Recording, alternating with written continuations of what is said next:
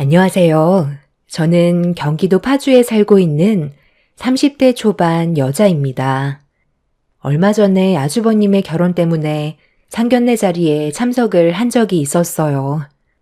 그때 당시 몸이 별로 좋지 않았는데도 제 위치에서 최선을 다하려고 노력했었지만 힘들어하는 모습이 보기 싫었는지 시모가 저에게 갑자기 돌발 행동을 저질렀고 그런 모습을 보게 된 예비 형님 댁은 결국 아주버님과의 결혼을 취소해 버렸습니다. 뒤늦게 사태 파악을 했는지 수습을 하려 했지만 이미 돌이킬 수 없는 결과로 시모가 원하는 것들은 물거품이 되어 버렸죠. 남편과 결혼을 했을 때 저를 마음에 들어하지 않았던 시모는 항상 저만 보면 하는 말씀이 약해 빠졌다는 거였어요. 그 말을 처음 들었을 땐 엄청난 충격으로 다가왔었죠. 아무리 제가 마음에 들지 않는다 해도 말을 너무 함부로 해서 어떻게 받아들여야 할지 몰라 당황스러웠는데 시모는 제가 상처를 받든 말든 그런 건 전혀 신경을 쓰지 않았었어요. 남들보다 좀 마르긴 했었는데 그렇다고 약한 편도 아니었어요. 시모는 살이 좀 쪄야 할 것 같다면서 애도 낳지 못할 것 같다는 말을 거침없이 했는데 그럴 때마다 시댁에 가고 싶은 마음이 들지 않았었어요. 결혼 2년 차밖에 안 됐었지만 좋은 말은 단 한마디도 듣지 못했었죠. 항상 얼굴을 마주하기만 하면 한도 끝도 없이 불만만 늘어놓았어요. 그러다 결국 저도 시모에게 서운한 점에 대해 털어놓게 되었고 집안의 분위기는 심각하게 바뀌게 되었습니다. 웬만하면 그냥 넘어가려 했었는데 이러다 속병이 걸릴 것 같아 눈 딱 감고 그동안 쌓였던 것들을 쉬지 않고 시모에게 털어놓았어요. 처음에는 진지하게 들어주길래 잘못된 행동에 대해 뉘우치는 줄 알았는데 그게 아니었습니다. 그래서 하고 싶은 말은 다 끝난 거니? 그럼 이제 내가 하고 싶은 말 하면 되는 거지? 너네 아들과 이혼해라. 그동안 정말 많이 참고 있었는데 너한테 너무 큰 실망을 해서 더는 함께하고 싶지 않다. 삐쩍 말라서는 애도 숨풍숨풍 낳아줄 것 같지도 않은데 왜 내 아들은 너 같은 여자를 선택했는지 모르겠다. 나도 그동안 아들 때문에 참고 넘어갔었기 때문에 이번만큼은 봐줄 수가 없겠다. 당장 서류에 도장 찍고 각자 살 길 사는 걸로 해라. 네? 아니요. 엄마가 원하는 대로 할 수는 없는 거죠. 제가 사랑하는 사람인데 이유 없이 갈라서는 건 말도 안 돼요. 저도 그동안 이 사람 뒤에서 꽤 오랜 시간 지켜봤었는데 거의 다가 전부 엄마가 잘못했던데요. 이 사람이 선천적으로 몸이 마를 수도 있는 거 아니에요? 그걸 콕 집어서 말할 필요 있어요? 몇 번이나 이 사람이 상처를 받았으니까 그만하시라고 부탁까지 했었는데 며칠이나 지났다고 또 이런 식으로 난리치면 기분이 좋겠어요? 어머님, 저 이래봬도 건강해요. 병치레 크게 안 했고요. 다른 좋은 면도 많은데 왜 맨날 구박하세요? 제가 왜 어머님한테 이런 취급을 받아야 하는 건지 모르겠어요. 그러니까 너한테 기회를 주는 거잖아. 그냥 서류에 도장만 찍으면 된다니까. 신체적인 조건만 안 좋니? 너희 집안 볼 게 뭐가 있어? 둘이 좋아서 결혼까지 허락을 해줬다만 2년 동안 우리 집안 며느리로 살아오면서 네가 한 게 뭐가 있는데? 애라도 가졌으면 내가 이렇게까지 나오겠니? 엄마, 그건 저희가 알아서 할 문제잖아요. 아이를 가지는 건 저희 생활이 좀 안정이 될 정도로 자리를 잡았을 때 가지겠다고 분명 말씀드렸는데 계속 이러실 거예요? 아, 왜 이렇게 참을성이 없으세요? 저희 좀 편하게 지낼 수 있게 그냥 뒤에서 지켜보시면 안 되는 거예요? 아이 문제 가지고 제발 보채지 좀 마세요.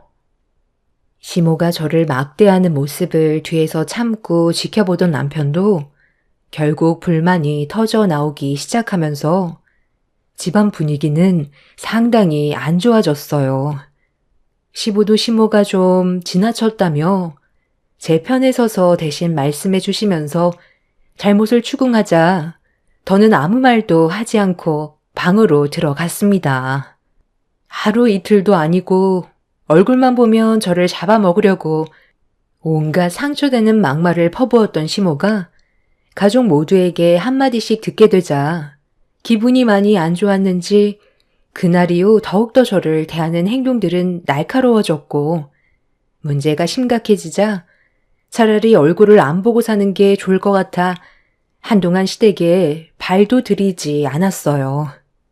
며느리로서 시모에게 잘 해드리려고 노력을 했었지만 돌아오는 게 아무것도 없자 저도 노력할 필요가 없다고 생각하게 된 거였죠.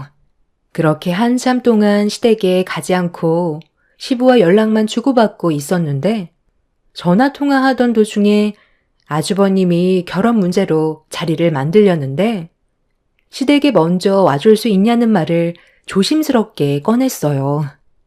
시부의 말에 선뜻 대답을 드리지 못하게 되자 옆에서 듣고 있던 남편이 제 핸드폰을 뺐더니 갈 수 없을 것 같다고 나중에 확실해지면 상견례 날짜 잡혔을 때 가겠다고 시댁에 가는 걸 꺼려하고 있었습니다. 시부는 간단하게 인사하는 자리라 나중에 정식적인 자리가 마련됐을 때 얼굴 보는 걸로 하자며 시부모님만 새로 들어오게 될 예비 며느리의 얼굴을 보기로 결정하게 되었습니다. 저희 부부가 시댁에 가지 않겠다고 하자 시모는 왜 오지 않냐며 또다시 난리를 쳤고 남편은 시모가 또다시 저를 함부로 대할까봐 그게 싫어서 나중에 공식적인 자리만 참석할 거라는 한마디 하고 전화를 끊어버렸습니다. 더 이상 추가적인 연락은 없었지만 시모는 저희 행동에 대해 상당한 불만을 가지고 있었어요. 하지만 중간에서 시부가 모든 걸 차단했고 좋은 관계가 만들어질 것 같지 않다면 개인적인 자리는 만들지 않겠다고 확실하게 선을 그었습니다. 그렇게 아주버님은 예비 형님이 대품과 함께 시댁에 인사를 드리게 되었고 나중에 남편이 시부와 전화통화로 듣게 된 소식은 나쁘지 않은 자리였다면서 좋은 집안의 며느리감이 들어왔다고 만족해 하셨습니다. 알고 보니 예비 형님은 의사였고 집안 전체가 의사 집안이었어요. 그리고 사회에서도 의료 봉사활동을 지속적으로 꾸준하게 활동해 왔었던 명문가 집안이라는 걸 알 수 있었죠.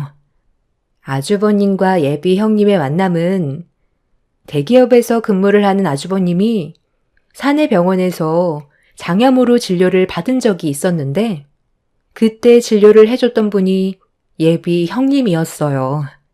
지인의 부탁으로 하루 동안 대신 일을 봐준 적이 있었는데 그때 아주버님이 예비 형님을 만나게 되면서 첫눈에 반해 끊임없이 구애를 하게 되었고 진심을 받아주게 되면서 서로 결혼까지 생각을 가지게 된 거였어요. 그렇게 좋은 분위기 속에 상견례 일정을 잡게 되었고 저희도 아주버님과 예비 형님의 결혼 문제로 시모의 얼굴을 보는 건 불편했지만 상견례를 참석하게 되었습니다. 그런데 전날부터 몸살기가 있는 것처럼 몸 상태가 별로 좋지 않아 걱정이 되었지만 한숨 푹 자고 일어나면 괜찮아질 줄 알았어요. 하지만 다음날도 약간의 미열과 함께 몸이 늘어지는 걸 느낄 수 있었고 평소와는 다른 몸 상태 때문에 걱정이 좀 됐었지만 약속된 일정이라 일단 무작정 나갔습니다. 가는 도중에 남편한테 몸이 좀 안 좋은 것 같다고 얘기하면서 상견례가 끝나면 병원에 좀 가달라고 부탁했어요. 남편은 저를 걱정하면서 병원을 먼저 가보는 게 어떻겠냐고 물어보길래 저 때문에 중요한 일정에 차질이 생기는 건 원치 않아 그대로 상견례 장소로 가달라는 말을 할 수밖에 없었습니다. 그렇게 힘든 몸을 이끌고 자리에 참석을 했는데 오래간만에 얼굴을 마주하게 된 시모가 저를 빤히 쳐다보더니 잠깐 화장실로 불렀어요. 그때가 예비 형님 가족분들이 아직 오기 전이라 시모는 저와 개인적으로 대화하길 원했어요. 너 오늘 무슨 날인지 모르는 거야? 얼굴빛이 하얗게 떠가지고 꼭 체한 사람처럼 안색이 왜 그 모양이야?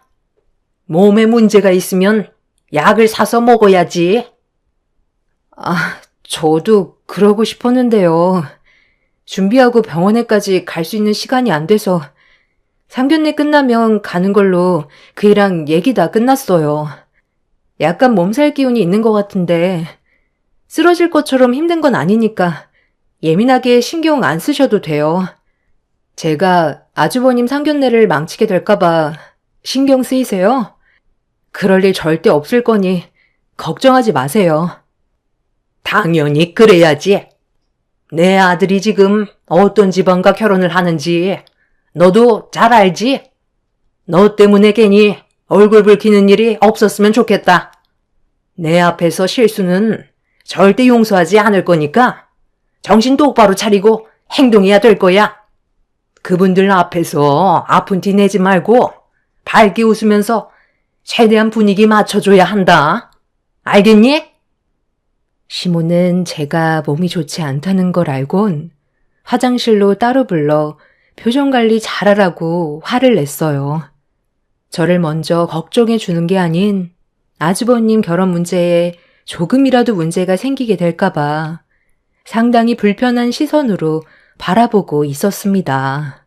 그런 시모의 모든 행동들이 너무 서운하게 다가왔었고 더는 대화조차 섞고 싶지 않아 화장실에서 나왔는데 눈앞에 처음 본 여자 한 분이 저와 눈이 마주쳤어요. 그리고 저를 뒤따라오던 시모가 반가운 목소리로 인사를 주고받고 있었죠. 그제서야 저와 눈이 마주친 사람이 예비 형님이라는 걸 알게 되었습니다. 처음 보게 된 모습에서 느껴지는 여유와 선한 눈빛은 상당히 좋은 사람이라는 걸 알 수가 있었어요. 아주버님도 좋은 성격을 가지고 있지만 시댁 집안의 제일 큰 문제인 시모가 어떤 사람인지 알게 된다면 이 결혼은 무효가 될 텐데 그 사실을 전혀 알지 못하는 예비 형님은 시모에게 밝은 얼굴로 인사를 드리고 있었습니다. 마음 같아선 이 결혼 절대로 하면 안 된다고 제가 어떤 아픔을 겪었는지 알려주고 싶을 정도로 예비 형님이 시댁 집안의 며느리로 들어오는 게 너무 안타까웠어요. 그렇다고 제가 두 사람의 결혼을 막는 건 잘못된 행동이기 때문에 어쩔 수 없이 자리로 돌아가 앉을 수밖에 없었습니다. 그렇게 시작된 상견례 자리는 분위기도 좋았고 큰 문제는 없었는데 시간이 지날수록 몸이 점점 이상해지는 걸 느끼게 되면서 어지러움까지 동반이 되자 잠깐 쉬는 게 좋을 것 같아 잠시 화장실 좀 다녀오겠다고 조심스럽게 자리에서 일어났어요. 그런데 갑자기 그 순간 현기증이 동반되더니 눈앞의 시야가 하얗게 변하게 되면서 몸의 균형을 잡지 못한 채 비틀거리게 되었고 하필 제 앞에 있던 물잔에 손을 갖다 대게 되면서 물이 예비 형님 쪽으로 쏟아져 버리는 사고가 생기게 되었습니다. 순간적으로 너무 놀라 제 앞에 있던 냅킨으로 예비 형님의 옷에 묻은 물을 닦아내고 있었는데 갑자기 시모가 제 뒷목을 잡더니 죄송하다는 말과 함께 저를 무작정 밖으로 끌고 데리고 갔어요. 참나, 너 지금 뭐 하자는 거야?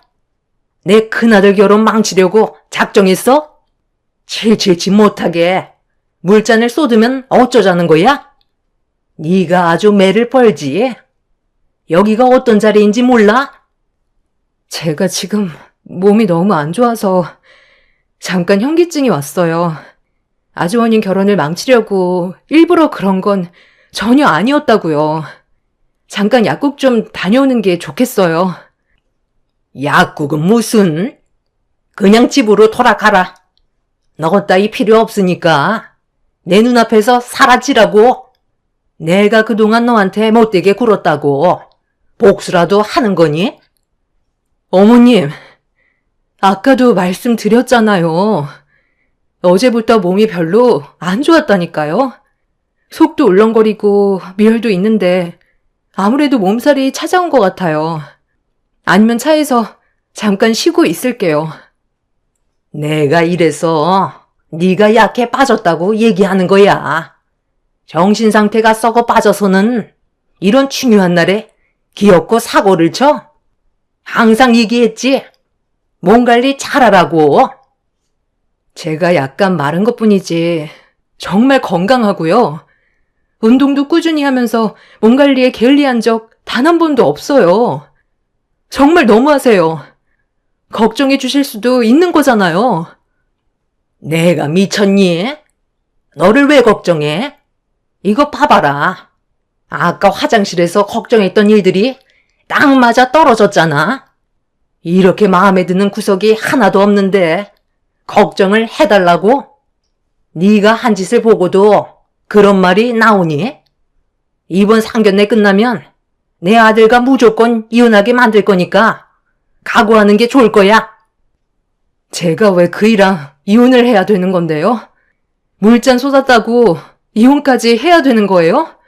우리 관계 아무런 문제 없고 지금까지 아주 잘 지내고 있어요. 어머님이 오히려 가족 간의 분열을 만들고 있는 거라고요.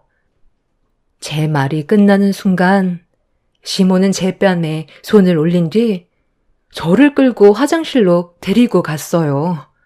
몸이 좋지 않았던 상태라 저항조차 제대로 하지 못한 채 시모에게 뺨을 맞게 된 저는 결국 식당이 떠나갈 정도로 소리를 지르며 온 힘을 다해 시모를 뿌리치게 되었고 제가 목소리를 높이자 시모는 당황했는지 제 입을 틀어 막으면서 상견례 망칠 일 있냐고 화를 냈습니다. 시모가 제 뺨에 손을 올린 거에 대해 도저히 용서할 수 없었던 저는 시모의 머리채를 잡으면서 고소하겠다고 난리를 쳤고 분위기가 점점 험악하게 되자 상견례 양가 집안 식구들이 전부 밖으로 나와 저와 시모가 뒤엉켜 있는 광경을 보곤 경악을 하고 있었습니다. 남편은 급하게 달려와 저와 시모를 떼어 놓았지만 시모는 이미 이성을 잃어버려 저에게 잡아먹을 듯이 달려들었어요. 아주버님이 그러한 시모를 막아서면서 뭐하는 짓이냐고 화를 내고 있는데도 이미 시모는 제정신이 아니었습니다. 저 때문에 본인의 삶 전체가 꼬였다면서 온갖 막말을 퍼부었고 그 말을 듣게 된 예비 형님의 집안 식구들의 얼굴 표정은 심각하게 굳어져 있었어요. 아주버님이 제발 그만 좀 하라고 부탁까지 하는데도 시모의 귀에는 아무것도 들리지가 않았습니다. 그렇게 온 힘을 다해 아주버님을 뿌리치며 제 머리채를 잡으려고 달려오는 순간 몸이 좋지 않았던 저는 그 자리에 주저앉아 버렸고 남편과 아주버님 사이를 뚫고 제 머리채를 잡으려던 찰나 예비 형님의 집안 식구들이 온몸으로 절 막아줬어요. 예상치 못한 상황에 당황한 시모는 움찔거리더니 그제서야 제정신을 차렸는지 주변을 두리번거리더니 분위기를 파악하고 있었습니다. 거친 숨을 고르면서 예비 형님 식구들을 묵묵히 바라보고 있는데 저를 온몸으로 막아주던 예비 형님이 털끝 하나라도 건드렸단 가만 안 두겠다며 예상치 못한 발언으로 저를 깜짝 놀라게 만들었어요. 그리고 저를 천천히 일으켜 세우더니 몸 상태를 살폈습니다. 괜찮아요? 아까부터 뭔가 느낌이 별로 안 좋았었는데 약간의 몸살기가 있다고 했었죠? 얼굴빛도 창백하고 미열도 있는 걸로 봐선 몇 가지 의심되는 증상이 있긴 한데 혹시 속이 울렁거리나요? 지금 몸이 어떤지 저에게 전부 다 얘기해봐요. 단순 몸살은 아닌 것 같아서 그래요. 언제부터 그랬어요? 어제부터 몸이 좀 이상함을 느끼긴 했었어요. 속이 메스껍고 울렁거리기도 하는데 지금 많이 피곤하기도 해요. 그리고 몸살 기운처럼 온몸에 힘이 없어요. 제가 내과 의사거든요. 아무래도 임신인 것 같은데 혹시 주기 계산 해봤어요? 지금 증상이 딱 임신을 했을 때 나타나는 증상들이거든요. 예비 형님의 말이 끝나는 순간 남편은 진짜 임신이냐고 대묻더니 옆 건물에 약국이 있다면서 임신 테스트기를 사오겠다며 급하게 약국으로 향했어요. 저는 예비 형님의 부축을 받아 자리에 앉아 숨을 고르고 있었어요. 그리고 이런 광경을 뒤에서 전부 지켜보고 있던 시부가 시모에게 화를 냈습니다. 당신 이제 어떻게 할 거야? 며느리가 임신이었다는데 전혀 모르고 있었어? 그만큼 관심도 없고 맨날 구박만 하니까 뭘 알겠어? 만약 며느리가 진짜 임신이 됐다면 당신한 행동에 대해 조용히 지나갈 생각하지 마. 저번에도 내가 한번 얘기했었지. 노력하는 며느리가 너무 불쌍하니까 좋게 좀 봐달라고 몇 번이나 부탁했는데 말로는 알았다고 해놓고 감히 며느리 얼굴에 손을 올려? 다시 한번 말하지만 며느리 뱃속에 아이가 생겼다면 내가 당신을 용서하지 않을 거야. 서로 사랑해서 결혼했고 열심히 살려고 노력하는 애들한테 좋은 말 한마디 해주기는커녕 오히려 가슴에 대못을 박아? 아유, 임신은 무슨 제깨병이야. 약해 빠진 몸으로 임신이 될 것 같아? 내가 의사 며느리 둔다고 하니까 그거 샘나서 상견례 망치려는 거라고. 당신이 속고 있는 거야. 그 사이 남편이 임신 테스트기를 사가지고 와서 예비 형님의 부축을 받으며 화장실로 들어가 뱃속에 아이가 생겼는지 확인해 보는 순간 저는 그동안의 서러움에 눈물이 터져 나왔어요. 임신 테스트기에 선명하게 두 줄을 확인할 수 있었습니다. 제가 임신을 했다는 걸 모두가 알게 되자 모든 사람들이 시모를 노려보면서 임산부에게 손을 올리고 함부로 대했다는 거에 다들 분노를 가라앉히지 못했어요. 그리고 이 문제로 인해 아주버님과 예비 형님의 결혼은 물 건너가게 되었죠. 정말 임신이라고? 아니, 내가 미리 알았더라면 이렇게까지 행동했겠니? 그리고 이건 별개 문제인데 내 큰아들과 결혼을 하지 않겠다는 건 너무한 거 아니야? 너무하다뇨. 저는 당신이 이런 분인 줄 꿈에도 몰랐어요. 임신이 아니라 해도 당신 집안의 며느리인데 몸이 안 좋으면 걱정부터 해야 되는 게 우선 아닌가요? 그리고 물잔 한번 엎었다고 상황을 이렇게까지 만드는 게 상식적인 행동인 거예요. 누구나 실수는 할 수 있고 몸이 안 좋다 보면 충분히 그럴 수 있는 건데 그거 하나 이해 못해줘서 이렇게까지 일을 심각하게 만든 당신이 제일 큰 문제인 것 같네요. 재우 씨한테는 미안하지만 우리 관계 여기까지 하는 게 맞는 것 같아. 우리 부모님도 내가 당신 집안의 며느리가 되는 거 말 안 해도 반대할 게 뻔하다는 거 알지? 지금 이런 상황을 어떻게 받아들여야 할지 모르겠어. 나는 그래도 처음 인사드리러 갔을 때 정말 좋으신 분인 줄 알았는데 내 앞에서 가면을 쓰고 계셨다는 게 너무 큰 충격이야. 우리는 여기까지 하는 게 좋겠어. 내 입장에 대해 충분히 이해해 줄 거라고 생각해. 이건 단순한 문제가 아니야. 물잔 쏟았다고 일을 이렇게 만드는 사람이 어디 있어? 잠깐만, 혜영 씨. 내가 실수 인정해. 그동안 며느리한테 쌓인 게 좀 있어서 불만이 한꺼번에 터져 나오긴 했지만 나도 내 잘못 인정하고 있다고. 그러니 나한테 바로잡을 수 있는 기회 한 번 정도는 줄 수 있잖아. 사람이 살면서 실수 안 하는 사람이 어디 있어? 기회도 없이 일방적으로 이 결혼 끝내는 건 아니지. 제가 사랑하는 사람 앞에서 엄마가 못 볼 걸 다 보여줬는데 무슨 기회를 달라는 거예요? 이미 물 건너 갔고 엄마 때문에 저는 사랑하는 사람을 잃었다고요. 며느리가 임신을 했다면 절대로 용서하지 않겠다고 내가 아까 얘기했지? 당신 때문에 내 두 아들과 며느리가 씻을 수 없는 상처를 받았고 나는 그런 부분에 대해 당신이랑 더 이상 못 살겠다. 우리 관계도 여기에서 정리하는 게 좋겠어. 애들이 무슨 죄야? 더는 눈물 흘리게 만들고 싶지 않아?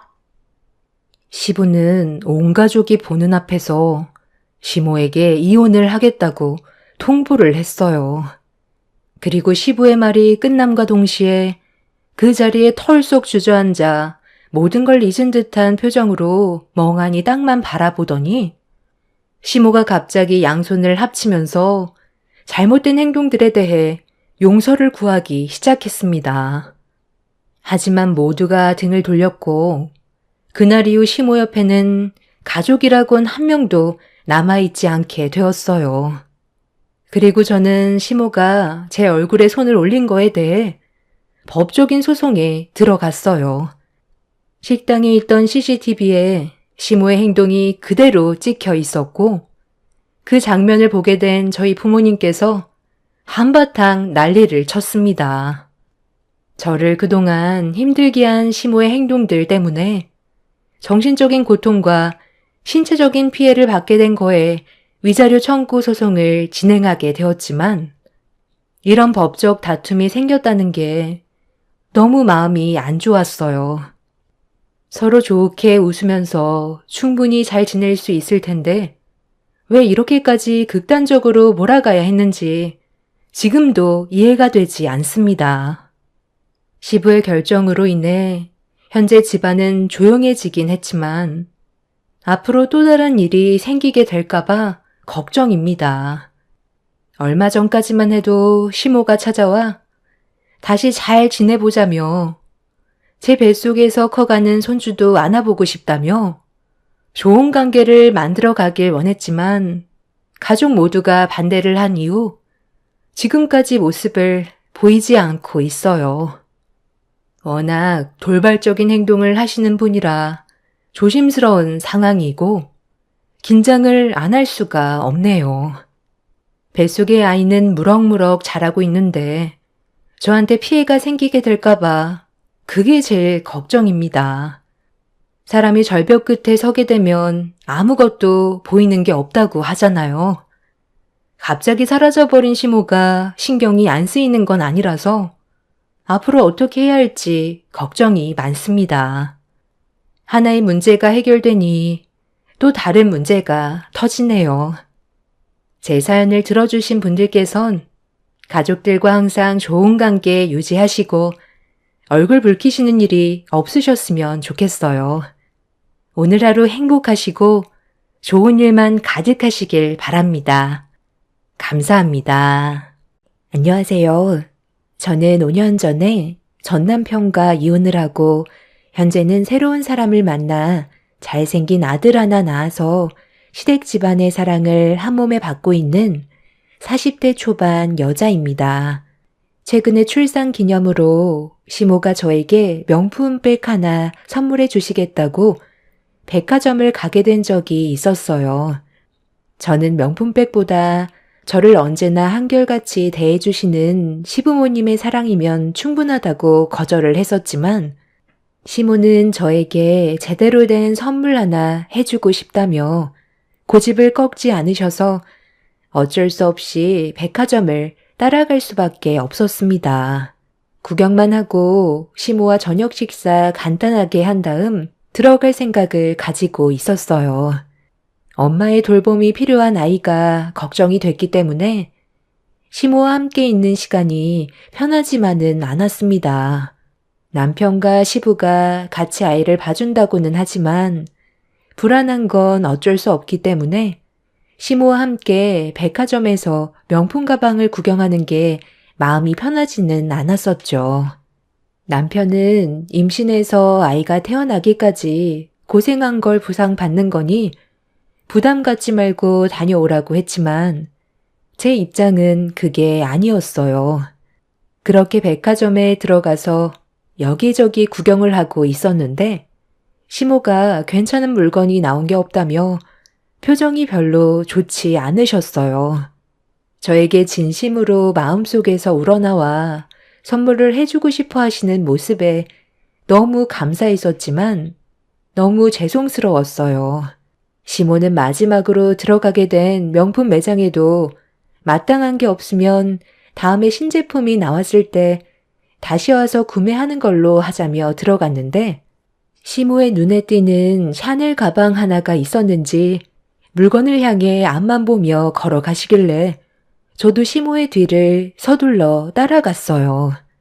시모는 저에게 명품 가방을 손으로 가리키면서 물건이 괜찮은 것 같다고 조금의 고민도 하지 않으시길래 가격을 봤는데 1,000만 원이나 되는 가방이었어요.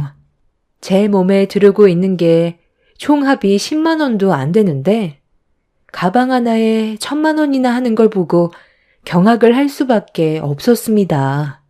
시모는 충분히 사줄 수 있는 정도의 금액이라며 저에게 명품백을 지불하고 하시길래 이건 좀 아닌 것 같아 차라리 그 돈으로 가족끼리 여행을 가는 게 어떻겠냐고 여쭤보았지만 여행은 나중에 따로 시간을 내서 갈 생각을 이미 가지고 계셨어요.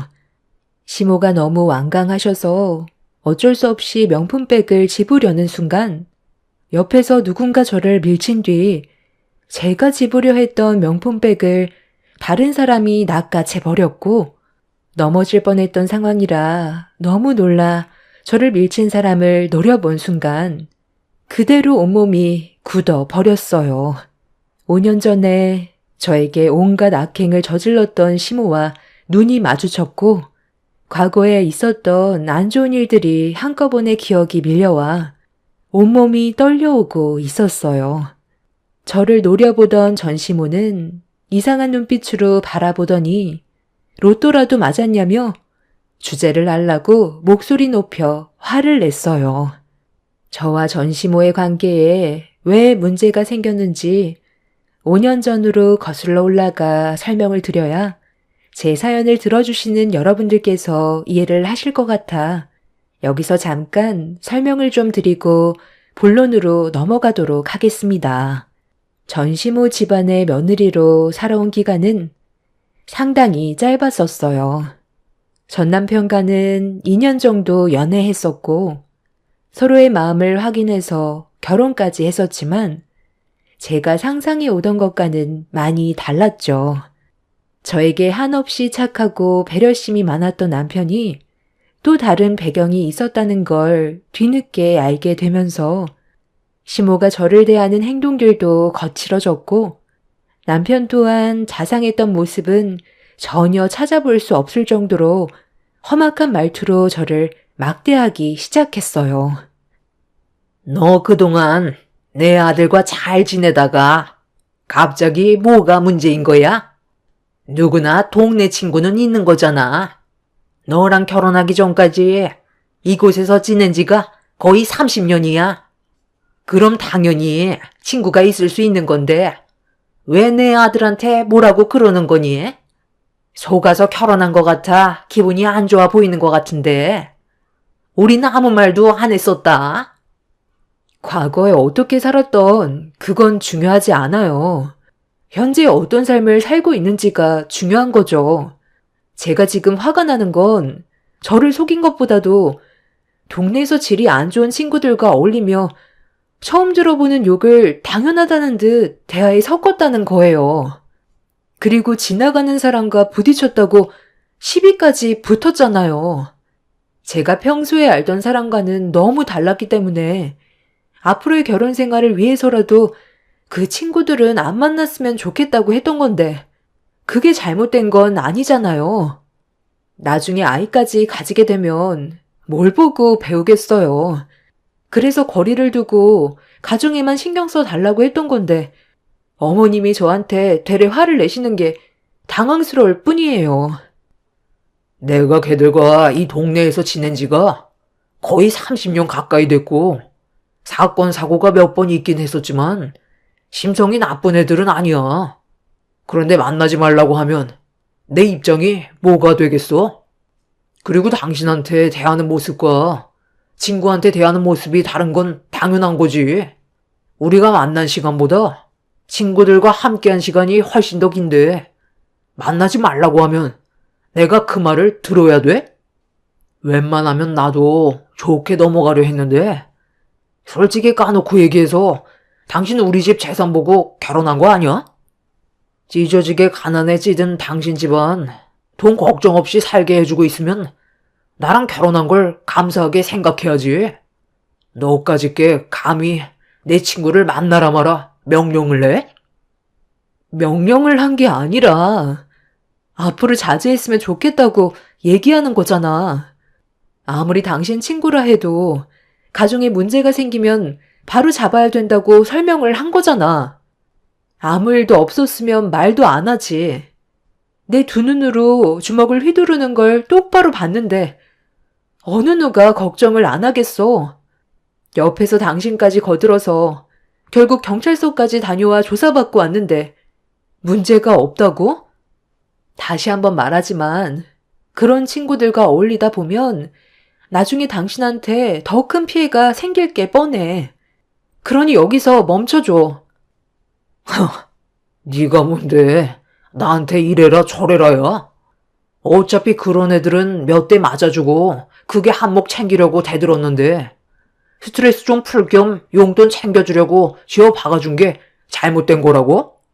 당신도 걔들 봤잖아. 합의하겠다며 돈 요구하는 걸 봐놓고도 친구들과 내 탓이라고? 우리 같은 사람이 있어야 걔들도 먹고 사는 거야. 얘가 워낙 없이 살아서 그런 거니? 네가 이해해라. 원래 없는 것들이 서로 동정 같은 거 많이 하잖아. 부자인 우리들 입장은 이해조차 할 수 없을 거다. 이건 누가 봐도 저 사람이 잘못한 건데 어머님이 두둔하시면 어떡해요. 그리고 지금 말씀이 너무 지나친 거 아니에요?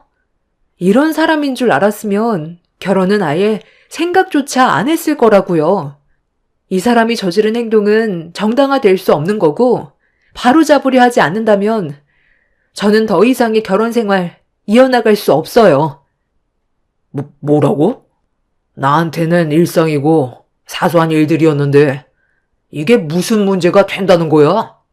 화풀이한 만큼 돈을 지어줬잖아. 걔들도 입이 찢어져서 좋아하면 그걸로 된 건데. 당신은 그래도 나를 조금은 이해해줄 줄 알았는데 너도 그런 놈들과 정말 똑같은 족속이구나. 감히 내 앞에서 이혼을 거들먹거려? 이혼을 해도 내가 하는 거고 필요 없다고 생각될 때 너를 내칠 거니까 한 번만 더 우리 엄마 앞에서 쓸데없는 얘기하면 너도 걔들처럼 똑같은 취급해줄 거니까 앞으로 입 다물고 살아. 인생을 감사하게 생각하지 못하고 명을 재촉하는 너 같은 족속 때문에 이 사회가 이 꼴로 돌아가는 거야. 아주 혼자 잘났고 너만 깨끗하지? 그런 식으로 얘기하지 마. 당신이 지금 나한테 보이는 행동 자체가 문제가 있는 거라고. 이게 진짜 당신의 모습이구나. 그동안 어떻게 숨기며 살아왔대? 이미 너무 큰 실망을 해서 더는 안 되겠다. 돈이 이 세상의 전부가 아니라는 걸 나중에 분명 깨닫게 되는 날이 오겠지. 우리는 여기에서 멈추는 게 좋을 것 같아. 제 말이 끝나는 순간 남편이 갑자기 흥분해서는 손에 잡히는 건 뭐든 저에게 집어던지기 시작했어요. 저에게까지 막대할 줄 몰랐는데 거친 행동을 보인 남편의 모습에 당황해서 급하게 시댁을 빠져나오려 하는 순간 시모가 뒤에서 제 머리채를 잡으며 어딜 가냐고 집 안으로 끌어 바닥으로 패대기를 쳐버렸어요. 그날 시모와 남편의 거침없는 행동에 저는 엄청 큰 상처를 받게 되었고 남편이 집어던진 물건에 머리를 맞게 되면서 정신까지 잃게 되는 상황까지 오고 나서야 정리가 될 수 있었습니다. 눈을 떠보니 병실에 누워 있었는데 귓속에서 들리는 목소리에 눈을 떠보니 부모님께서 시모와 남편을 향해 한바탕 난리를 치고 있었어요. 한순간에 변해버린 모습을 묵묵히 지켜보던 저는 눈물을 흘리게 되었고 그렇게 제가 받은 피해에 대해 법적으로 소송까지 가게 되면서 정신적, 신체적인 피해를 입게 된 부분에 대해 위자료를 받은 뒤 남편과 이혼을 할 수 있었습니다. 정말 두 번 다시 기억하고 싶지 않던 그런 날들이 5년 만에 또 한 번 명품 매장에서 전시모와 마주치게 되자 과거에 안 좋았던 기억들 때문에 온몸이 떨려왔고 저를 노려보면서 가까이 걸어오더니 저에게 얼굴을 들이밀며 입을 열었습니다. 네가 여긴 무슨 일 때문에 온 거니? 가진 것도 치뿔도 없는 네가 명품 매장에 온 것 보면 로또라도 당첨이 된 거야? 이런 옷 꼬락서니로 명품 가방이 어울린다고 생각해? 돼지목에 진주 목걸이 거는 격이지. 이번엔 또 어떤 돈 많은 남자를 꼬드겼길래 백화점에 온 거니? 그 잘난 남자 면상이나 한번 보자. 나는 당신한테 볼 일 없으니 아는 척 마세요. 우리가 말 섞을 정도의 관계는 아닌 것 같은데요. 그때나 지금이나 변한 건 하나도 없는 것 같네요. 아가, 괜찮니? 갑자기 이게 무슨 일이니? 저기요, 사람을 미쳤으면 먼저 사과부터 하셔야죠. 누구시길래 제 며느리를 막대하는 거죠? 어머님, 신경 쓰지 마세요. 오늘은 날이 아닌 것 같으니까 나중에 다시 와요. 저 배고픈데 저녁이나 먹으러 가는 게 좋을 것 같아요. 예, 잠깐만 기다려봐라. 사과도 안 받았는데 이대로 넘어가면 되겠니? 저기요, 제 말 안 들려요? 저 좀 똑바로 보고 얘기하죠. 저기 혹시 저랑 구면인 것 같은데 제 얼굴 기억 안 나세요? 왜 이렇게 낯이 익지? 분명 어디서 봤는데. 아, 이제야 생각났다. 당신 맞죠? 저번 달에 내 명품 가방 계산한 거 훔쳐가려고 했었잖아요. 이제야 기억났네. 가방 계산하고 잠깐 테이블에 올려놓고 주문한 커피 가지러 다녀온 사이 내 명품 가방 훔쳐서 도망쳤잖아요. 어디서 봤나 했더니 여기서 또 마주치네. 저번에 내가 선처해줬으면 두 번 다시 백화점엔 얼씬도 하지 말아야지. 이번에는 또 뭘 훔치려고 오셨나? 뭘 훔쳐? 나는 테이블 위에 명품 가방 하나만 올려져 있길래 분실 신고하려고 가지고 간 것뿐이야. 너까지 게 나를 도둑 취급을 해? 남의 물건에 손을 댄 것부터가 잘못인데 도둑 취급을 하는 건 당연한 거잖아요. 그리고 왜 아까부터 계속 반말인지 모르겠는데 그쪽 인성 참 더럽네요. 딱 봐도 있어 보이는 집안 같던데 금전적인 여유가 있으면 어느 정도 교양은 지켜야죠. 여기가 지금 시장 한복판인 줄 아세요? 여기에 관계자 어디 있어요? 저런 썩어 빠진 노친네 때문에 명품의 가치가 떨어지는 거라고요. 당장 저 사람을 백화점에서 내치세요. 범죄자를 들여보내면 어떡해요? 그때 고소하지 않고 선처를 해줬으면 쥐 죽은 듯 살아야지. 감히 내 며느리를 밀쳐? 지금 한 행동에 대해 진심으로 사과하지 않으면 그때 일까지 다시 꺼내서 바로 고소 진행할 겁니다. 마지막으로 기회를 줄 테니까 우리 며느리한테 사과하세요. 진심으로 사과하고 그 가방 돌려주면 더는 이를 키우지 않을 겁니다.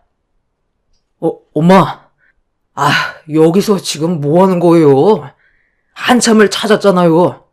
이제 백화점에는 오면 안 된다고 제가 몇 번이나 말씀드렸는데 계속 이럴 거예요? 저희는 이제 이런 명품 가방 꿈도 못 꾼다고요. 무슨 일이 있었는지는 모르겠지만 정말 죄송합니다. 제가 대신 사과드릴 테니 좋게 넘어가 주시면 안 될까요? 아니, 당신이 여기는 어떻게? 겉모습을 보면 이런 곳에서 명품 가방을 살 정도로 돈이 많아 보이는 것 같지는 않은데 혹시 로또라도 당첨된 거야? 정말 그런 거야? 전 남편과 시모를 한자리에서 보게 되자 너무 기분이 안 좋았어요. 현 시모는 이미 흥분을 가라앉히지 못할 정도로 화가 많이 올라온 상태셨어요. 전 시모가 저에게 했던 행동에 대해 사과를 받지 않으면 경찰에 신고하겠다고 한마디 하자 전 남편이 그제서야 사태 파악이 된 듯 저에게 빌기 시작했죠. 하지만 정작 이를 만든 전 시모는 입 한 번 뻥끗하지 않아서 현 시모의 기분은 좀처럼 풀리지 않고 있었어요. 어차피 더 섞여봤자 좋을 거 하나 없기 때문에 시모를 모시고 급하게 자리를 피하려는데 전 남편이 갑자기 저에게 말을 붙여왔어요. 그제서야 현 시모는 전 남편과 제가 어떤 사이인지 알게 되셨죠. 잘 살고 있는 것 같아. 보기 좋네. 나는 당신을 그렇게 보내고 나서 지금도 과거를 후회하면서 살아가고 있어. 그때 당신 말을 들었으면 현재의 나는 안정적으로 잘 살아갈 수 있었을 텐데 30년 동안 알고 지냈던 친구가 나를 배신하면서 우리 집안이 가지고 있던 모든 재산을 전부 다 털려버렸어. 아버지가 동업자한테 사기를 크게 당해서 그 충격에 세상을 떠나시고 엄마와 우리들만 남아있던 상태에서 가정이 많이 힘들어졌을 때 친구들이 우리 집에 자주 왕래했었거든. 정말 많은 위로를 해줬었는데 앞으로 살아갈 날이 막막해지자 돈 벌 방법을 알려주겠다고 설명을 해줬는데 상당히 괜찮은 것 같더라고. 더군다나 30년 지기 친구가 나를 걱정해주면서 앞으로 살아갈 길을 알려주니 너무 고마웠었어. 그래서 친구를 믿고 담보대출까지 받아 투자를 했었는데 한순간의 선택이 우리 집안을 무너지게 만들었고 보다시피 나는 지금 택배 일을 하고 있는 중이야. 우리 엄마가 정신적으로 좀 문제가 생겨서 치료 중인데 백화점에 납품할 물건이 있어서 잠깐 다녀오는 사이 우리 엄마가 나 몰래 명품 매장으로 오셨던 거고 이런 상황이 생겨버렸는데 당신한테도 상처를 줬다면 정말 미안해. 내가 다른 곳에도 급하게 배송을 해야 돼서 빨리 가봐야 하는데 조용히 넘어가 주면 안 될까? 나중에 또 언제 만나게 될지 모르겠지만 당신은 잘 살고 있는 것 같아서 그래도 안심이 된다.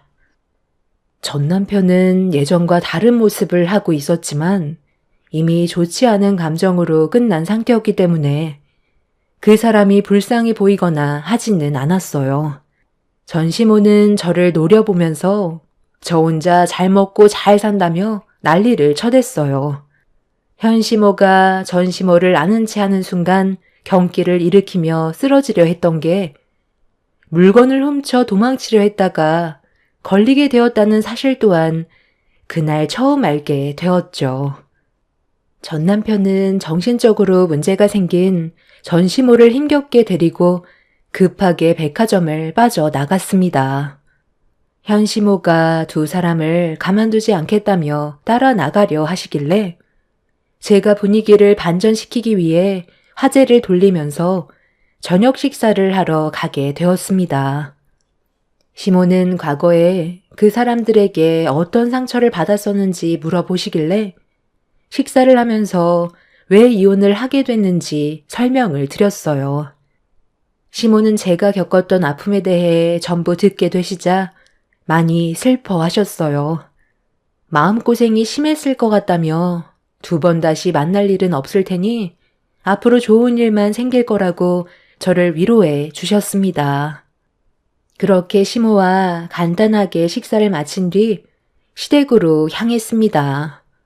그렇게 시부모님과 약간의 시간을 더 보낸 뒤 남편과 함께 집으로 돌아오게 되었고 녹초가 돼서 뻗어버린 남편과 깊은 잠에 빠져버린 아이를 살펴준 뒤 자리에 앉아 정신없던 그날 하루를 다시 떠올려 보고 있었는데 현관문에서 누군가 노크하는 소리가 들려왔어요.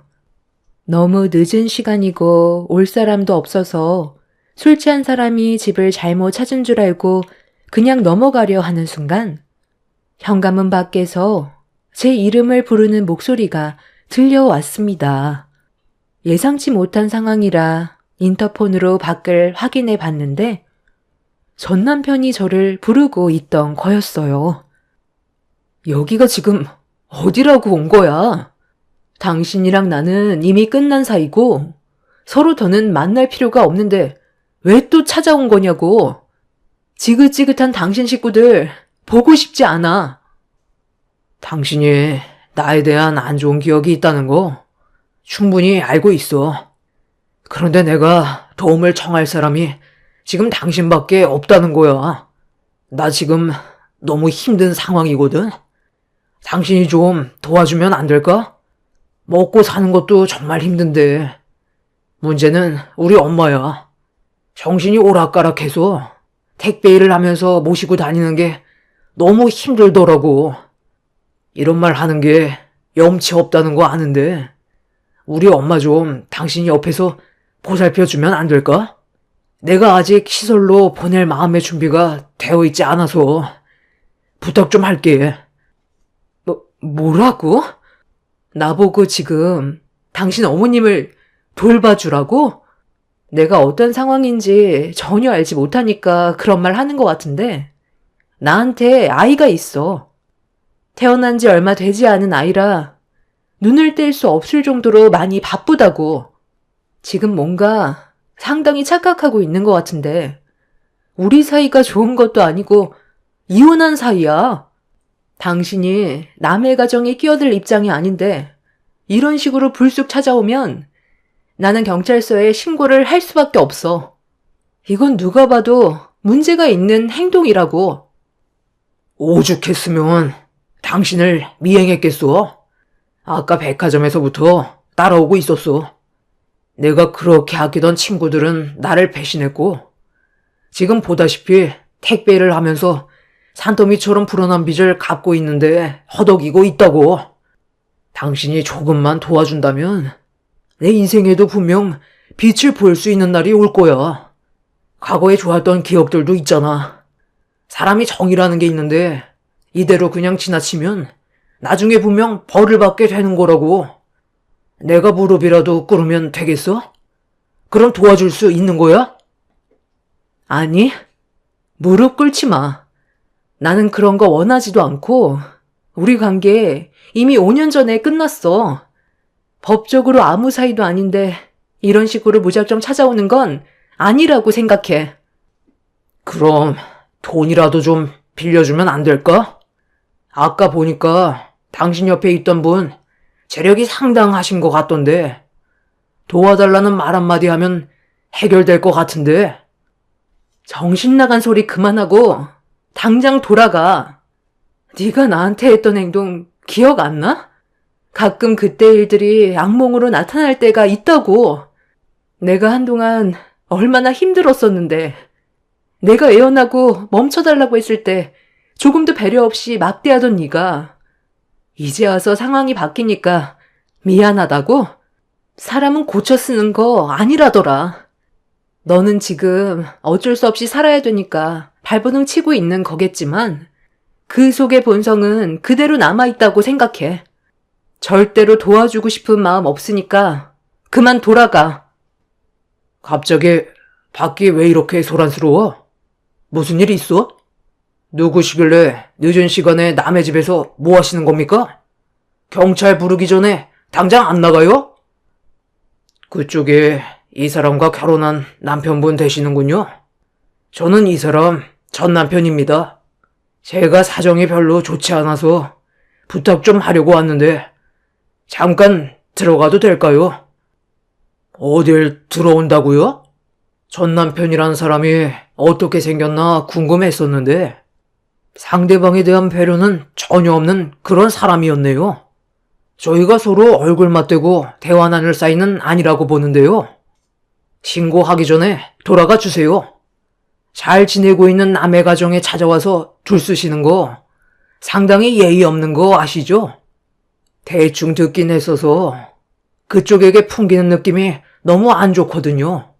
무슨 생각으로 여기까지 찾아왔는지 모르겠지만 한 번만 더 이 사람 앞에 나타난다면 그땐 제가 가만두지 않을 겁니다. 네, 여보세요? 지금 외부인이 저희 집에서 행패 부리고 있는데 막무가내로 들어오려고 해서요. 네, 곧 오신다고요? 네, 부탁드리겠습니다. 오늘은 때가 아닌 것 같으니까 나중에 다시 찾아오는 게 좋을 것 같네. 그쪽이 얼마나 잘 나가는지 모르겠지만 이미 저는 잃을 게 없는 사람이거든요.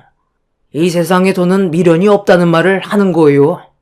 그쪽은 지켜야 할 게 있겠지만 저는 지킬 것도 없고 인생이 완전 나락으로 가버린 상태라 눈에 뵈는 게 없습니다. 좋게 얘기할 때 제 요구 조건을 들어주는 게 좋을 거예요. 그게 가정을 지키는 길이고 앞으로의 인생을 편하게 살 수 있는 방법입니다. 그럼 나중에 또 보자고요. 전 남편과 현 남편은 서로 얼굴을 붉히며 대화를 주고받았고 전 남편은 경찰들이 오기 전에 자리에서 벗어나 버렸습니다. 뒤늦게 온 경찰들과 남편은 대화를 주고받았고 그 사람의 신원을 알고 있던 제가 전부 다 설명을 해줬어요. 그리고 접근 금지 신청까지 했는데 항상 느끼고 있는 건 저희 가족 주변에서 맴들고 있는 것 같아 불안함과 정신적인 고통을 주고 있었습니다. 어디선가 기회를 엿보고 있는 것 같은 그런 느낌들을 계속해서 받다 보니 사는 게 사는 것 같지가 않더라고요. 그런 제 모습을 보던 남편은 전 남편이 흘리고 간 명함에 전화를 걸었는데 충격적이게도 온몸에 소름이 돋았어요.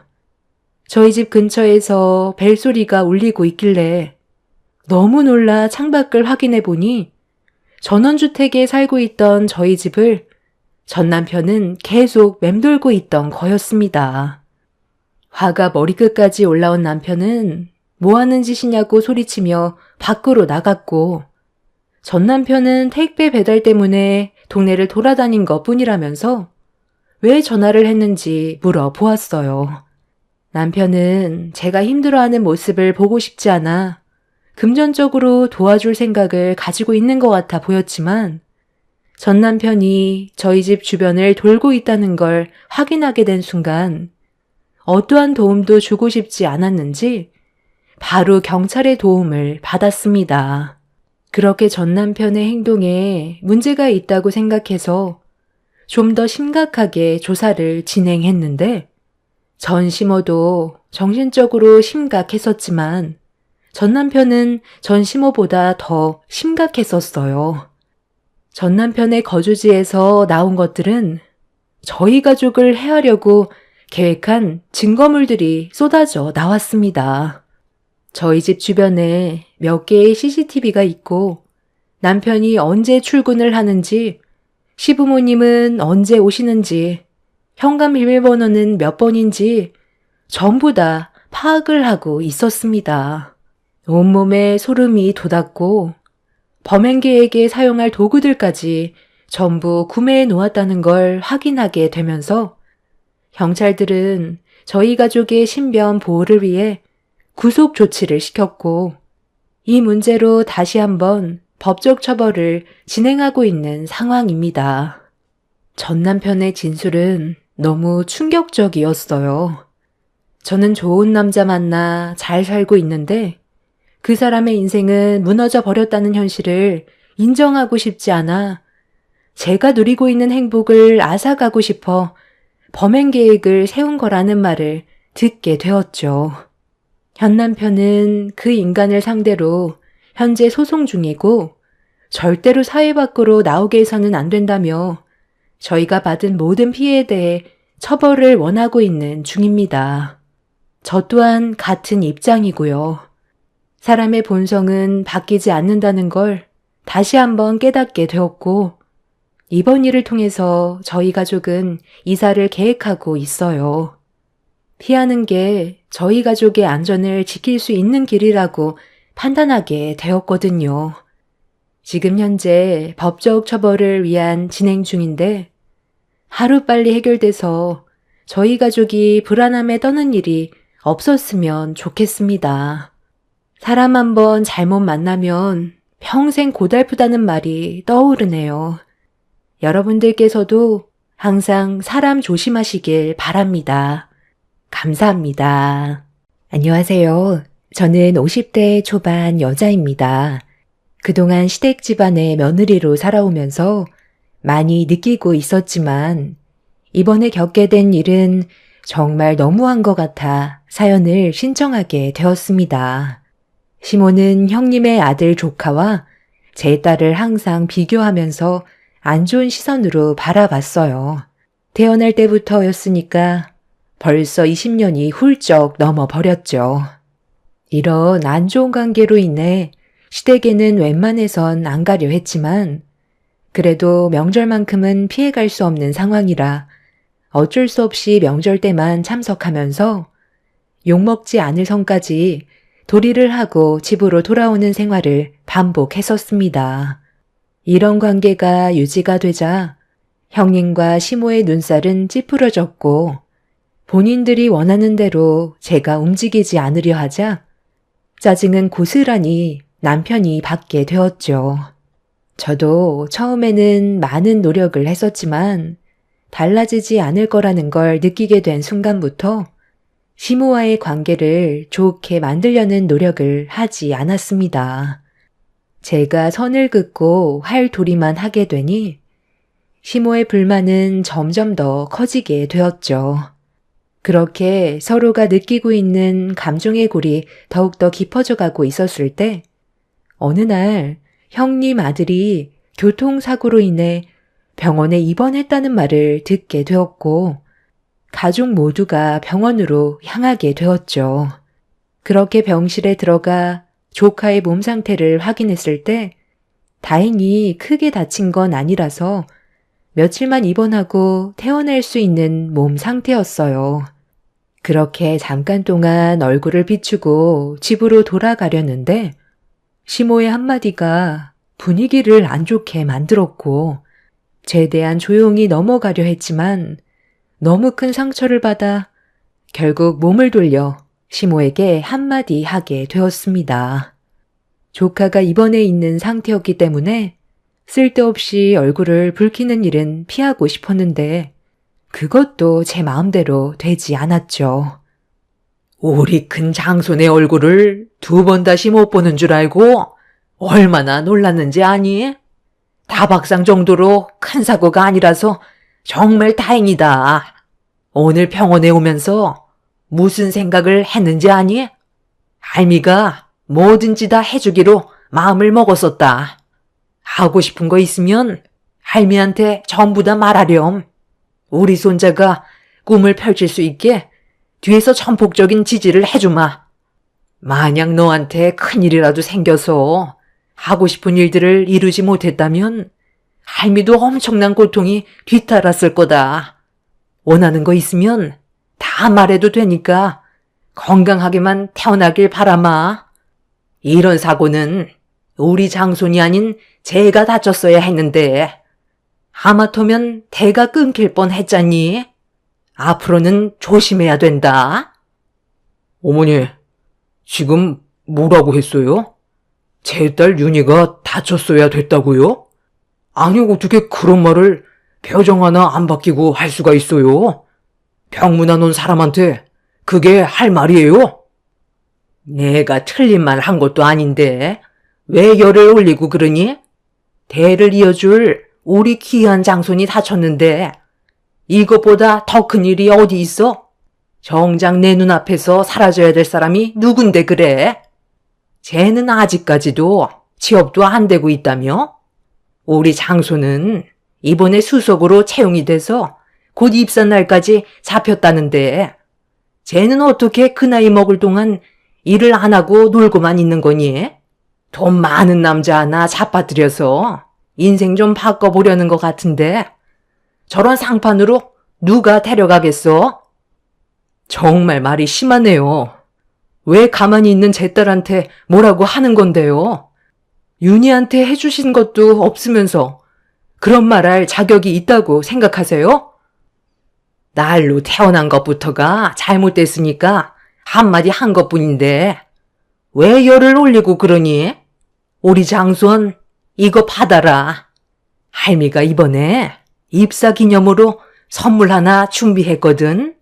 별건 아니고 앞으로 사회생활하면서 가슴 펴고 생활하라고 통장에 3억 넣어놨다. 하고 싶은 거 다 하고 살아라. 모자라면 언제라도 또 얘기하면 이 할미가 통장에 또 넉넉히 채워주도록 하마. 내가 돈 써들고 있어봤자 뭐 하겠어. 앞으로 필요한 사람이 써야지. 부담 갖지 말고 넣어둬라. 어머나, 어머님, 갑자기 이런 큰 선물을 불쑥 내미시면 어떡해요? 3억을 주실 거라곤 상상도 못했어요.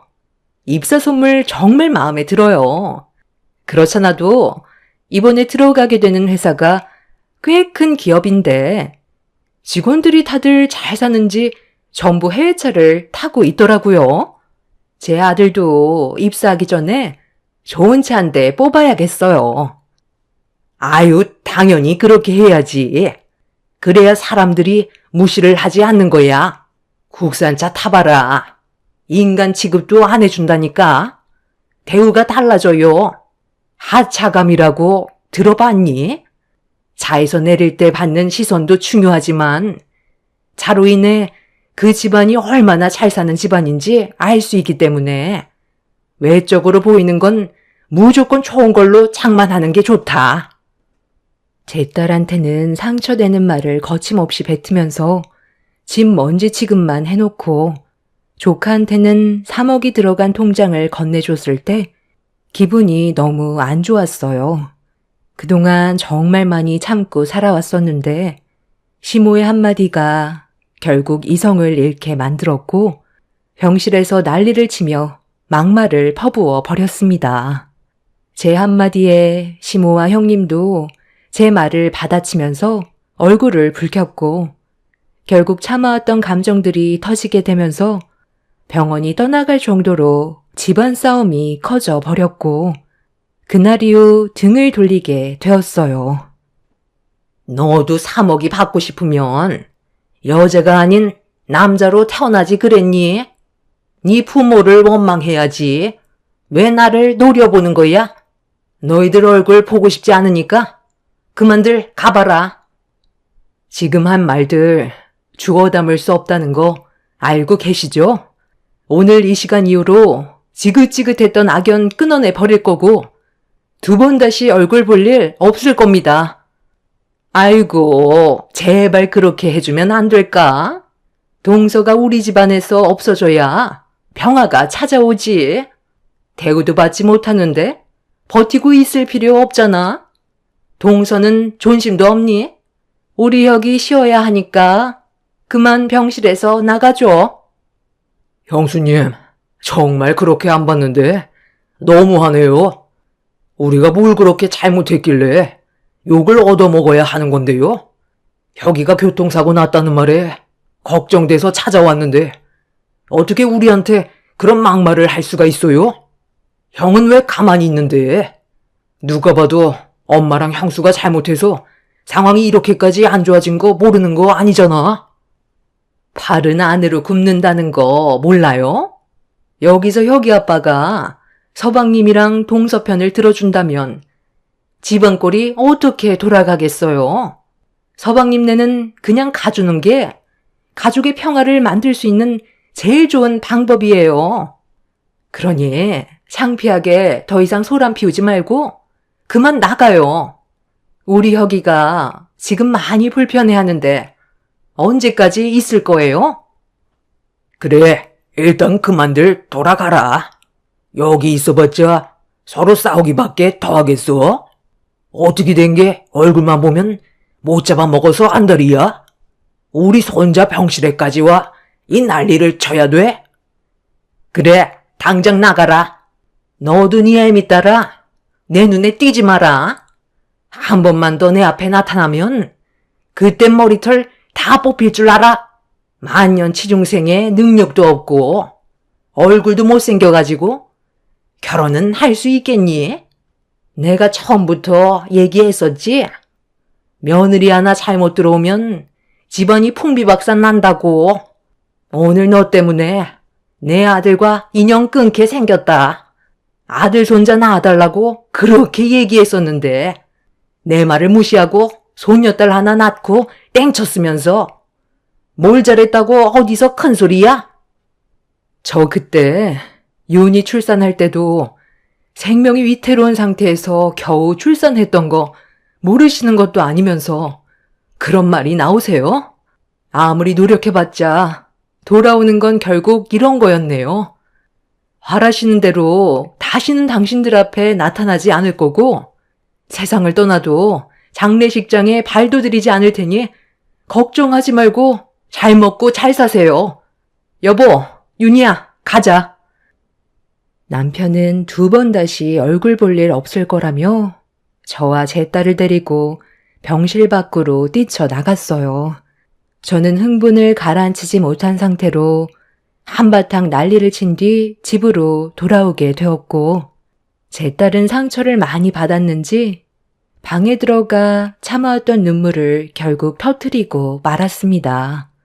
남편과 저는 그날 이후 2번 다시 시댁 식구들의 얼굴을 보고 싶지 않았어요. 어떠한 일들이 생겨도 절대로 그 집안 인간들과 만날 생각은 조금도 없었습니다. 그렇게 저희 가족은 모든 연락수단을 전부 다 차단해 버렸고 혹시 모를 일들이 생기게 될까봐 집까지 내놓게 되었죠.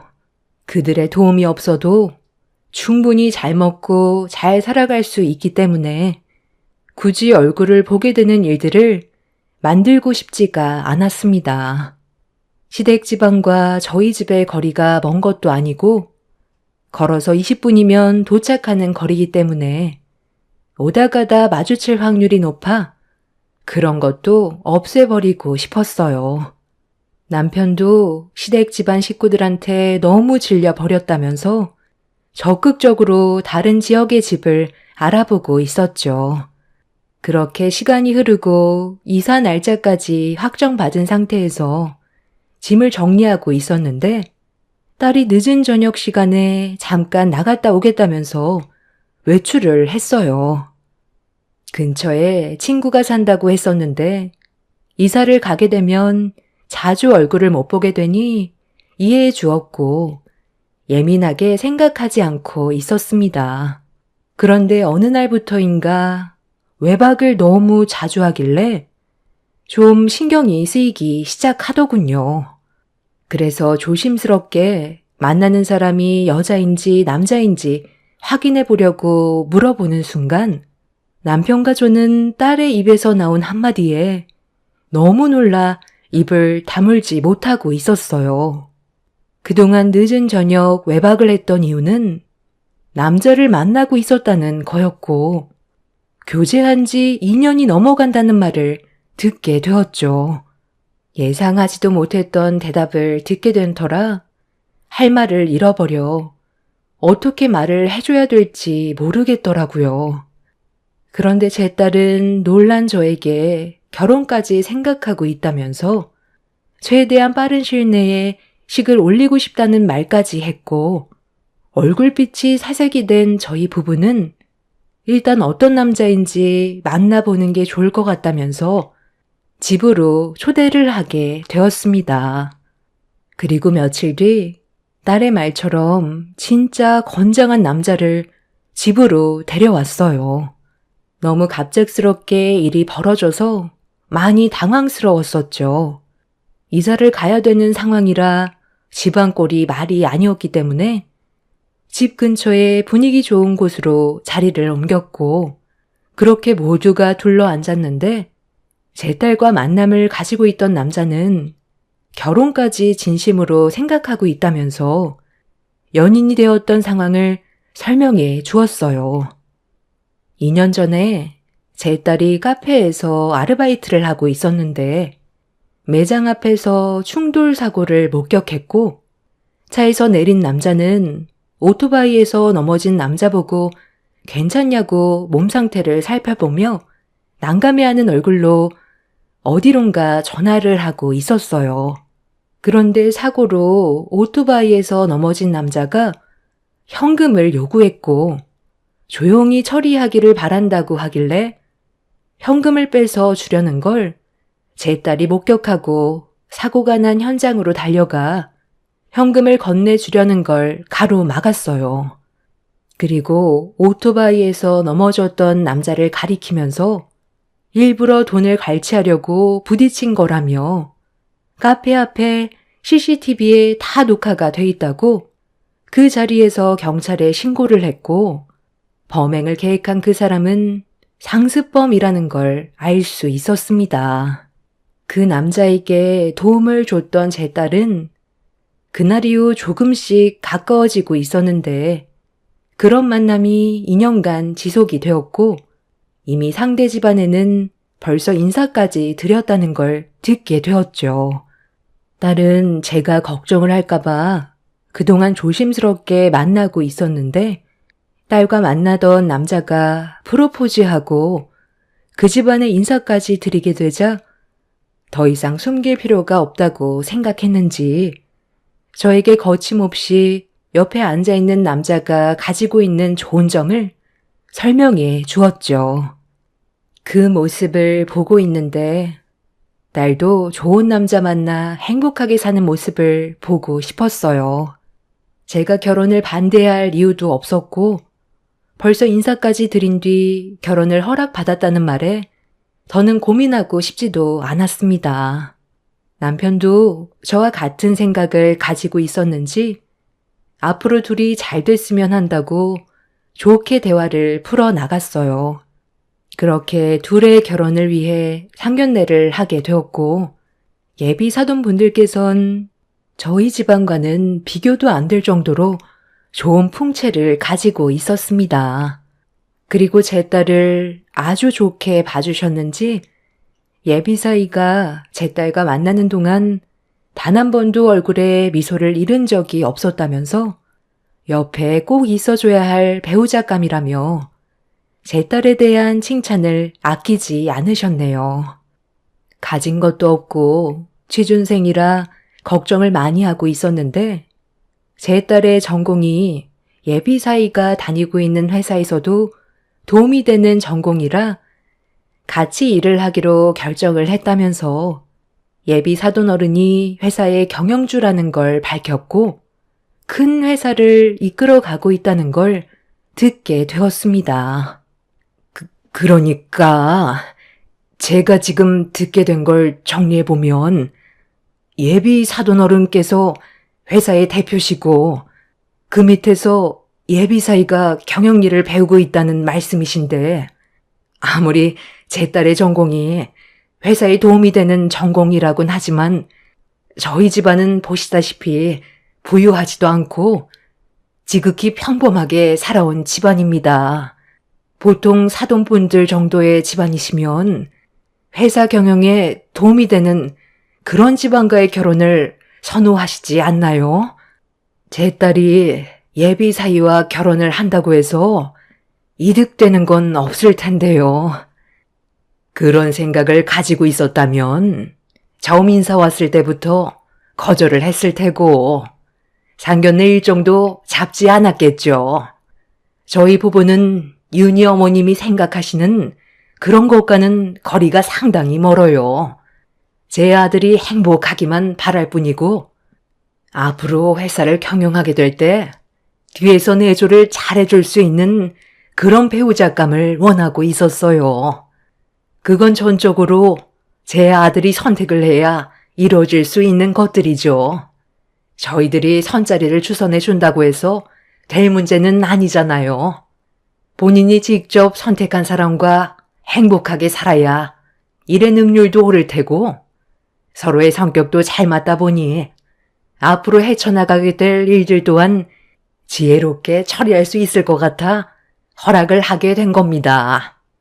그러니 절대로 그런 생각은 안 하셔도 되고 저는 우리 이쁜 윤희가 제 아들과 행복하게 잘 살아줬으면 좋겠어요. 그거 외에는 바라는 건 없습니다. 돈으로는 겉모습을 바꿀 수는 있지만 속사람은 바꿀 수가 없기 때문에 제 아들을 돈이 아닌 진심으로 사랑해 줄 수 있는 그런 배우자감을 원하고 있었어요. 그리고 윤희가 제 아들과 좋은 궁합이라는 걸 알게 되었고 결혼까지 허락하게 된 겁니다. 두 분께서 자식 교육을 어찌나 잘 가르치셨는지 어른을 공경할 줄 알고 몸에서 나오는 모든 행동들이 가식이 아닌 진심이라는 걸 저희가 느끼고 있었기 때문에 조금의 고민도 없었어요. 이번 결혼식이 좋게 이루어졌으면 합니다. 제가 예상했던 거와는 전혀 다른 전개로 흘러가고 있었어요. 보통은 돈이 많은 집안일수록 더 높은 곳을 바라보기 때문에 세력이 좋은 집안과 결혼하기를 원할 텐데 그렇지 않은 집안도 있다는 걸 처음 알게 되었죠. 그렇게 제 딸과 예비 사위는 결혼식 일정까지 잡게 되었고 하나하나 준비해 나가고 있었는데 어느 날 예상치 못한 일들이 저희 눈앞에 펼쳐지게 되었습니다. 그때가 예비 사위의 회사에 새로운 직원들의 입사한 날이었는지 상당히 많은 신입사원들이 건물 안으로 들어가고 있었어요. 제 딸은 예비 사위 옆에서 본격적으로 일을 도왔었기 때문에 신입사원은 아니었었죠. 어떤 회사인지 궁금했었던 저희 부부는 상당히 큰 건물을 보고 많이 놀랐었어요. 한순간에 제 딸의 인생이 바뀌어버려 눈앞에 보이는 현실이 꿈만 같았습니다. 예비사위는 점심시간 때 같이 식사를 하고 싶다면서 건물 안에 카페가 있는데 잠깐 쉬고 계시면 금방 나오겠다며 제 딸과 함께 건물 안으로 들어가려는 순간 뒤에서 누군가 제 딸의 이름을 불렀고 고개를 돌려 얼굴을 확인하자마자 제 표정은 일그러져 버렸어요. 시댁 식구들이 전부 저희 앞에 서 있었고 불쾌한 얼굴을 하고 있었습니다. 너희들이 여기는 어쩐 일이니? 설마 내 장손이 오늘 이 회사에 입사한 날이라서 축하해주러 온 거냐? 조금이라도 잘 보여야 콩고물이라도 떨어질까봐 이 기회에 잘 보이려고 미리 작업하는 거니? 그런데 이거 어쩌니? 너희들한테 내가 얻을 수 있는 게 없어서 기대조차 하지 않는 게 좋을 것 같은데. 이 회사에 조카가 오늘 입사하는 날이었어요. 저희는 그런 건 전혀 모르고 있었거든요. 따로 볼 일이 있어 잠깐 들린 것뿐이니 신경 쓰지 마세요. 어머, 그럼 여기에 무슨 볼 일이 있다고 온 건데? 연기를 하려면 좀 제대로 해야지. 내 아들이 대기업에 입사를 하게 되니까 만년 취준생인 동서 딸도 일거리 좀 달라고 찾아온 거잖아. 내 눈치가 백단이야. 그런 거 하나 모를 것 같아? 얼마나 먹고 살기가 힘들면 여기까지 찾아왔겠어? 내 아들 입사시 끝나고 화장실 청소 일자리 있는지 한번 알아보도록 할게. 수석으로 채용이 됐으니 아마 그 정도 힘은 있을 거야. 그 대신 동서도 앞으로는 나랑 어머님한테 납작 엎드려야 할 거야. 토 하나 달지 말고 시키는 건 뭐든 다 하기로 약속해. 그래야 원하는 걸 얻을 수 있는 거지. 쓸데없는 자존심 내세워서 또다시 얼굴 붉히게 하는 일은 없었으면 좋겠어. 오늘은 내 아들이 입사하는 좋은 날이니까 최대한 좋게 해결하고 싶거든. 볼일 끝났으면 이제 그만 내 앞에서 사라져줘. 잠깐만. 윤희 쟤 지금 뭐 하는 거니? 왜 청장을 입고 있는 거야? 설마 오늘부터 일자리 알아봐 달라고 저렇게 차려입고 나온 거야? 예, 너 이리 가까이 좀 와봐라. 네가 여긴 어디라고 해집고 다니는 거야? 일할 능력이 없으면 가만히라도 있던가. 그 서류 가방은 또 뭐니? 너무 오버해서 차려입은 거 아니야? 이렇게까지 해봤자 결국 이 회사에서 네가 일을 할 수 있는 건 하청업체 소개로 들어오는 방법밖에 없을 테고 직행하는 곳은 결국 화장실 변기만 보는 일일 텐데 벌써부터 김칫국을 사발로 퍼마시고 있니? 회사 이미지 안 좋아지게 하지 말고 당장 나가라. 예, 너 지금 할미 말 무시하는 거야? 지금 어딜 들어가냐고? 제 딸은 예비 사이에 서류 가방을 들고 있던 거였는데 저희가 설명을 하기도 전에 예비 사이가 잠깐 사무실에 들어간 사이 일이 터져버리고 말았습니다. 제 딸이 시모를 무시하고 예비 신랑이 들어간 사무실로 들어가려 하자 어딜 들어가냐면서 갑자기 뒤를 쫓아가더니 머리채를 잡았고 상당히 많은 직원들 앞에서 제 딸을 바닥으로 패대기 치는 충격적인 광경이 벌어졌던 거였죠. 너무 순식간에 일어난 일이라 저희 부부가 말리기도 전에 일이 터졌고 형님은 시모 옆에서 더 본때를 보여줘야 한다며 시모의 흥분을 더욱더 부추기고 있었습니다. 제가 시모를 강하게 밀친 뒤 소리를 지르자 형님이 저를 밀쳤고 제 뺨에 손을 올렸어요. 저도 이미 참을 만큼 참았던 터라 형님의 뺨에 있는 힘껏 손을 올려 버렸습니다.